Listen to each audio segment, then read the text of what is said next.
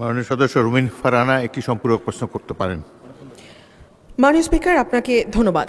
মাননীয় স্পিকার, আমাদের যে রাষ্ট্রায়ত্ত ব্যাংকগুলো সোনালী, রূপালী, জনতা, অগ্রণী ব্যাংক, বেসিক ব্যাংক, এই সবগুলো ব্যাংকের মোটামুটি গত 15 বছরে যে পরিমাণ ঋণ দেওয়া হয়েছে তার অলমোস্ট 50 to 70% খেলাপি। একমাত্র জনতা ব্যাংকের ঋণেই 70% খেলাপি, এবং এই খেলাপি ঋণগুলো হয়েছে এসালম, বেক্সিমকো, অ্যানন ট্যাক্স গ্রুপ, বিসমিল্লা গ্রুপ, এদের মাধ্যমে। আমি মাননীয় মন্ত্রীর কাছে প্রশ্ন রাখছি, এই যে যারা গত 15 বছরে বিপুল পরিমাণ টাকা ঋণ নিয়ে সেটা পরিশোধ করে নাই, তাদের ব্যাপারে কি ব্যবস্থা নেওয়া হবে, এবং এই ব্যাংকগুলোর আর্থিক যে দুরবস্থা সেইটা কাটাতেই বা সরকার কি ব্যবস্থা নেবে? ধন্যবাদ মাননীয় স্পিকার। মাননীয় মন্ত্রী। মাননীয় স্পিকার, এটা একটু ভিন্ন প্রশ্ন, যদিও বা প্রথম এই প্রশ্নের সাথে এটার কোনো মিল নাই, তবুও আমি উত্তর দিচ্ছি।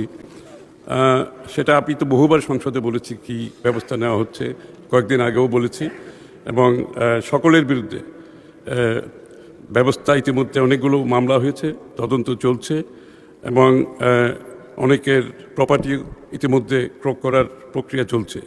তো এটা এই ধারা চলতে থাকবে, এবং এই ব্যাপারে আমরা আগেও বলেছি বারবার, যারা দেশের টাকা লুটপাট করে বিদেশে গেছেন তাদের ব্যাপারে বিএনপি কোনো কম্প্রোমাইজ করবে না, এই সরকার কোনো কম্প্রোমাইজ করবে না, এবং এই ধারা অব্যাহত থাকবে।